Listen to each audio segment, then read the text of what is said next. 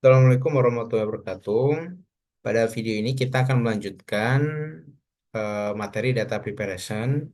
Di poin yang kedua, kita akan belajar bagaimana data reduction itu bekerja gitu. Kalau sebelumnya kita belajar tentang data cleaning yang sudah kita bahas panjang beberapa tekniknya. Nah, sekarang eh, kadang-kalanya kita membutuhkan pengurangan data atau pengurangan dimensi dari datanya.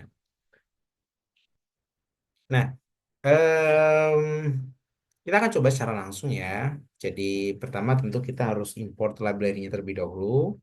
Ya, secara umum kita import pandas dan matplotlib terlebih dahulu ya, karena ini membantu kita dalam analisis data. Jadi import pandas spd gitu ya, kemudian import matplotlib.pyplot splt. Oke, kemudian kita akan load datasetnya ya. Oke, kita akan cek di sini kita belum ada dataset. Kita akan coba upload. Sekali lagi nanti ini tergantung dari posisi datasetnya teman-teman ya. Secara umum kalau kita pakai Google Colab, dia berada di directory ini gitu.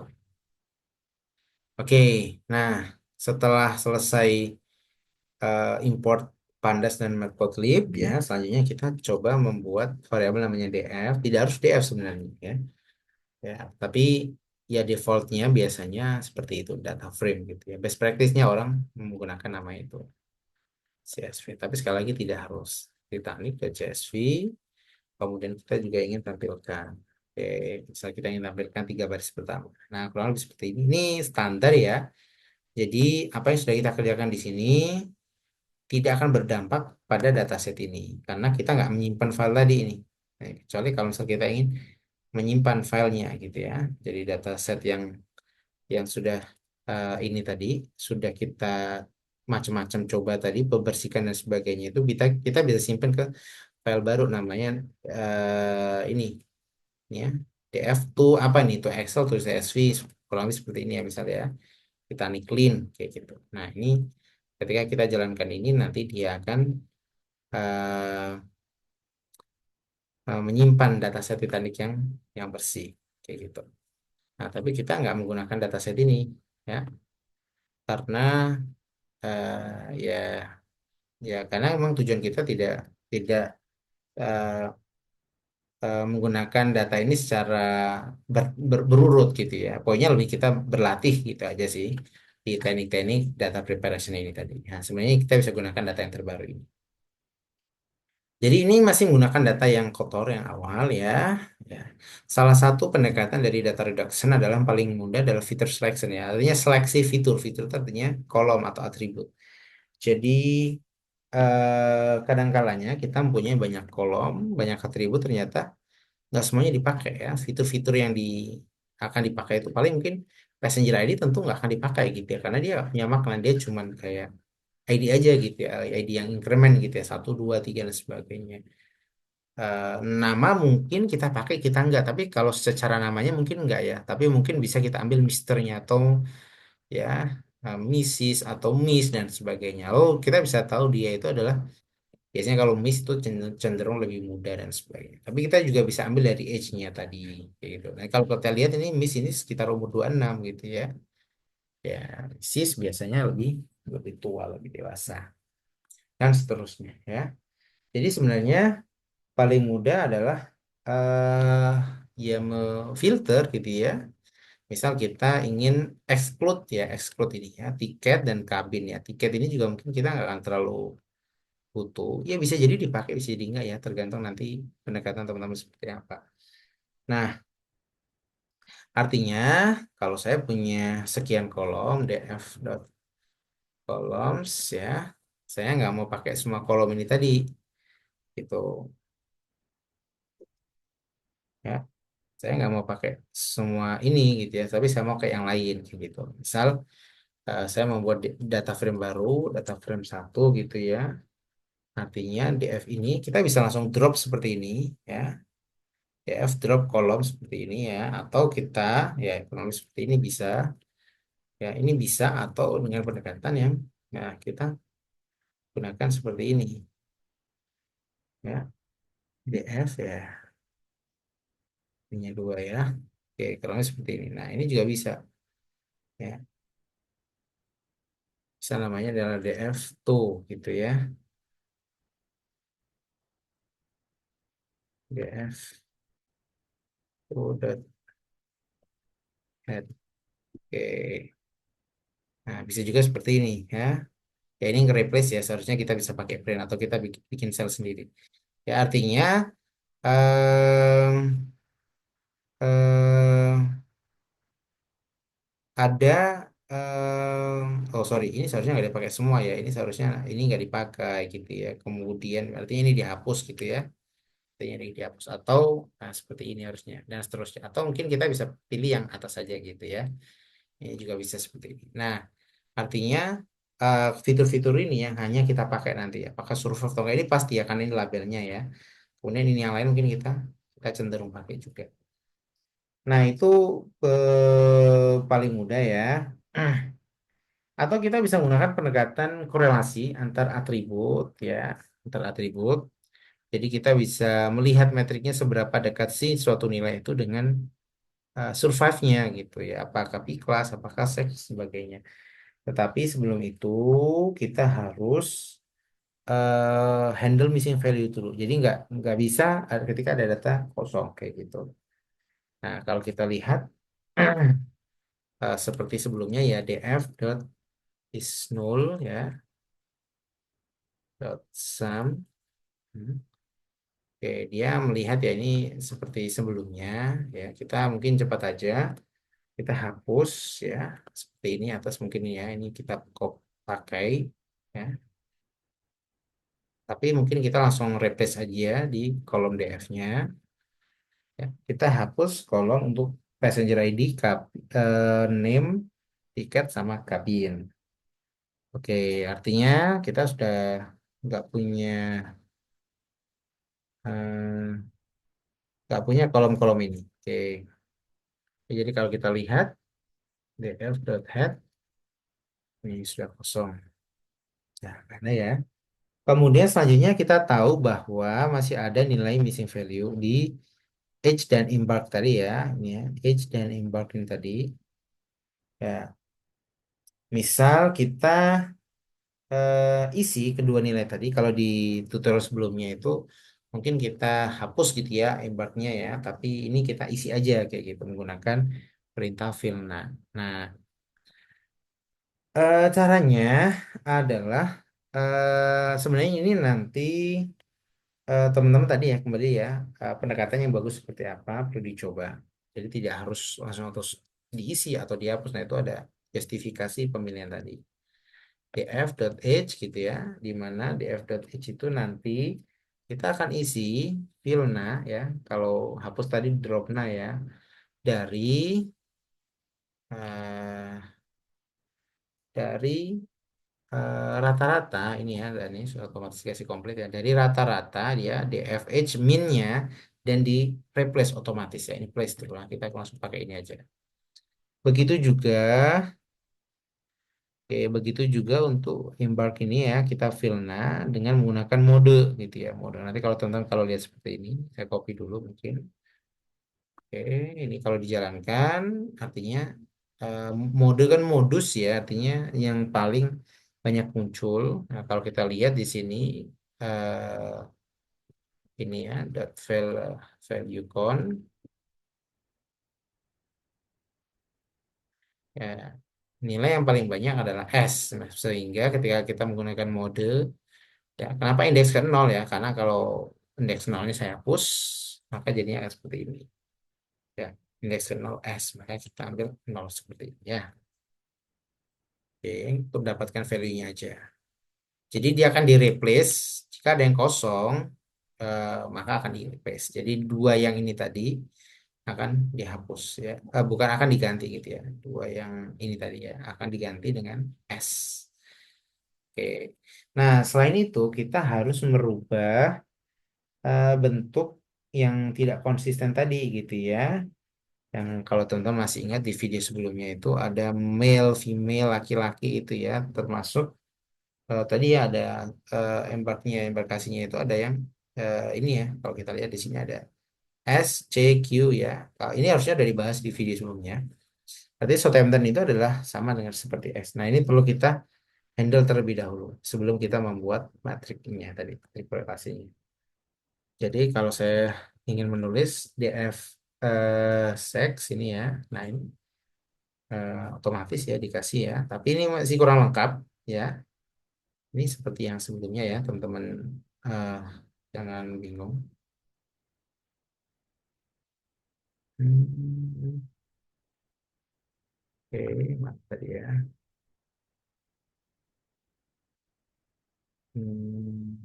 Ini kalau nggak salah ya tadi ya, replace atau bisa kita gunakan namanya map seperti ini ya. Tetapi ini belum belum lengkap ya. Jadi pendekatannya sama aja sebenarnya ya. Map artinya male itu nanti diganti nol gitu ya, female diganti satu. Nah ini sebenarnya sudah masuk di materi data transformation ya. Artinya ada perubahan male itu menjadi nol ya. Kenapa? Karena kalau kita ngomong eh, eh, materi korelasi itu bentuknya harus numerik kayak gitu. Jadi kita merubah male menjadi nol, female menjadi satu. Nah tentu bukan ini aja gitu ya. Selain kedua ini, kita juga punya namanya laki-laki, yang mana nilainya nanti kita juga rubah menjadi nol dan perempuan nilainya menjadi satu. Nah, kurang lebih seperti ini ya. Kemudian ini juga kurang, S-nya menjadi nol ya, kurang satu. Southampton-nya ini tadi. Nah, ini Southampton-nya ini belum belum ditambahkan. Ya, nol kayak gini. Nah, poinnya adalah kita bisa hapus kolom-kolom ini ya. Atau kita rubah ke bentuk numerik ya, categorical data tapi bentuknya yang discrete ya, yang numerik nol, satu, 2 dan sebagainya. Ya, karena kalau materi korelasi itu biasanya bentuknya adalah numerik. Oke, kita jalankan. Oke, ya ini cuman warning aja. Nah, selanjutnya kita bisa menggunakan perintah namanya adalah df.core kayak gini. Ini adalah korelasinya ya. Jadi survive dengan survive ya pasti satu ya karena pasti sama persis. Nah, survive dengan B kelas itu kurang lebih adalah relasi negatif 0,3 ya artinya em, ada hubungan gitu ya semakin mendekati satu semakin tinggi. Jenis kelamin ya seksnya misal 0,5 ya artinya lebih tinggi. Age tidak terlalu di sini ya dan seterusnya. Mungkin ini pembayaran ya mungkin yang lumayan. Nah, jadi dari sini kita bisa mengetahui bahwa ada pendekatan yang melihat gitu ya seberapa dekat gitu ya satu nilai dengan nilai yang lain.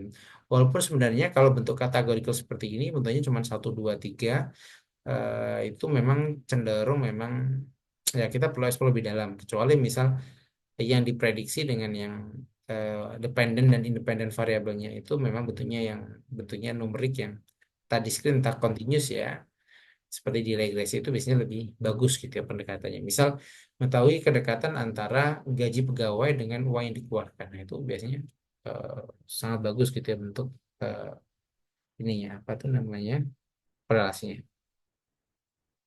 Oke, nah selanjutnya kita bisa tampilkan gitu ya. Ya ini tadi kita simpan ke suatu variabel ya. Ya, variabel misal nama variabelnya adalah eh, correlation metric gitu ya. Oke, seperti ini. Kemudian kita akan bikin eh apa tuh namanya eh metriknya gitu ya. Ini sudah otomatis ya. Mungkin kita langsung auto tab aja ya, tab gini aja ya. Ya, oke, ya. Kita coba dulu sih. Nah, kayak gini ya. Ini mungkin kita perlu tambahkan anotasinya di sini ya, biar biar muncul ininya apa tuh namanya. Ini tuh atribut apa sih? Anotnya adalah true gitu ya. Ya kayak gitu. Coba.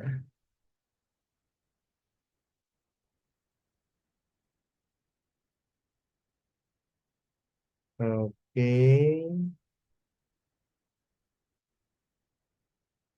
for metric anotnya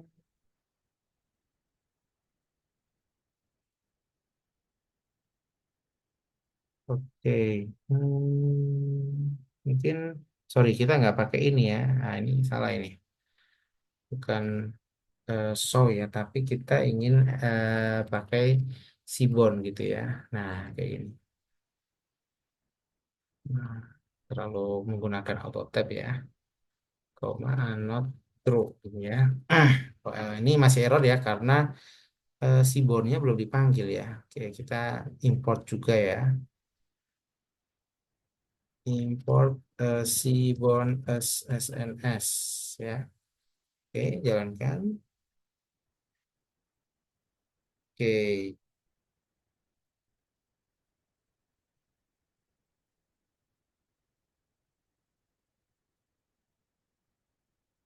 bisa kita hapus saja. Oke, kurang lebih seperti ini ya. Survive sama ya ini ya, kita bisa lebih memahami ya. Artinya semakin semakin apa ini ya, semakin merah ya harusnya ya, semakin bagus gitu ya, semakin bagus. Nah, ini salah satu pendekatan aja. Nah, selanjutnya kita juga bisa gunakan namanya Principal Component Analysis ya, PCA ya. Jadi merupakan teknik statistik yang mengurangi dimensi tanpa kehilangan informasi yang terlalu banyak. Jadi kalau feature selection itu biasanya lebih ke memilih fitur gitu. Kalau ini lebih ke mengurangi dimensi tapi tanpa kehilangan informasi yang terlalu banyak. Artinya digabungkan gitu ya, digabungkan ya. Jadi membuat sumbu baru yang dikenal dengan principal component ya. Biasanya tetap menggunakan data memory. Nah, biasanya digunakan untuk memvisualisasi dataset berdimensi tinggi. Misal datasetnya terdiri banyak kolom gitu ya. Seperti tadi kita hanya ingin menggunakan dua atau tiga kolom kayak gitu. Ya, dua dimensi gitu ya. Tiga dimensi ya. Umumnya menggunakan dua dimensi. Ya, kita bisa pakai gitu ya. Artinya kita nggak akan terlalu banyak belajar eh, lebih dalam gitu ya. Bagaimana PCA itu bisa diimplementasikan, tapi kita ingin coba langsung memvisualkan tadi ya. Kalau kita masih ingat DF tadi ya, yang kita mungkin nggak perlu load ulang ya. Oke, harusnya masih ada ya tadi ya. Nah, ini ya. Nah, oke, selanjutnya kita akan coba me, ini nggak perlu ya, saya kira tadi udah ya. Melakukan scaling dan import PCA-nya ini. Kita terlebih dahulu import labelnya dulu. Kita menggunakan label namanya sklearn ya, atau scikit-learn untuk dekomposisi. Oke, ini sudah otomatis semuanya. Ya, AI-nya ada jalan semuanya.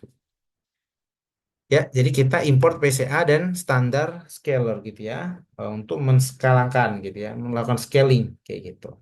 Ya, tahap pertama kita melakukan scaling terlebih dahulu. Ya, kita bikin objek namanya scalar yang mana dia akan memanggil standar ini ya. Kemudian ini ya, kemudian kita akan ini ya transform bentuknya tadi ya, df tadi itu ke dalam bentuk yang skala gitu ya, yang kalau bisa kita lihat ya kita print seperti ini ya.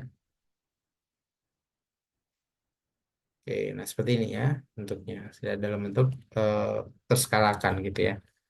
Nah, selanjutnya kita akan coba implementasikan PCA ini ya. Nah, ini saya kira nggak terlalu susah. Kita bikin sel baru aja gitu ya. Di sini kita bikin objek namanya bebas ya. Kemudian memanggil ini tadi, ini udah otomatis ya PCA ini ya dengan komponennya adalah dua. Kemudian kita ya transform bentuknya ya kayak gini. Oke. Nah, kalau misal kita ingin, nah ini kan terkesan mungkin agak membingungkan ya, kita eh, bisa simpan lah misal ke dalam bentuk data frame gitu ya. Data frame, misal kita sebut namanya adalah prinsipal DF gitu ya. Kalau masih ingat cara membuat data frame, kita bisa menggunakan perintah pandas.data frame ya, pandas.data frame di mana datanya adalah tadi namanya adalah DFPCA ya, data frame PCA ya. Kemudian kolomnya misal kita kasih, nah, samakan saja di sini adalah eh, PCA1 misalnya, biar nggak panjang-panjang. PCA1 dan PCA2. PCA2. Oke, kemudian kita tampilkan misal ya. Oke, nah ini jadi seperti ini ya. Coba bandingkan dengan, jadi dimensinya berkurang gitu ya, direduksi gitu ya. Dengan df.head 2. Nah ini. Nah, artinya sekian kolom itu menjadi hanya 2 kolom saja. Kayak gitu. Nah, kita juga bisa visualkan ya nanti ya, sama seperti eh, sebelumnya gitu ya, menggunakan Matplotlib gitu ya, atau Seaboard gitu ya, untuk menampilkan kedua dimensinya. Oke, nah ya, itu aja mungkin ya, itu adalah data reduction ya, yang mana teman-teman bisa explore. Poinnya adalah kita mereduksi dari data gitu ya, artinya data itu tidak semuanya dipakai, tapi diharapkan tidak kehilangan informasi. Oke, itu aja mungkin yang dapat saya sampaikan. Semoga bermanfaat. Assalamualaikum warahmatullahi wabarakatuh.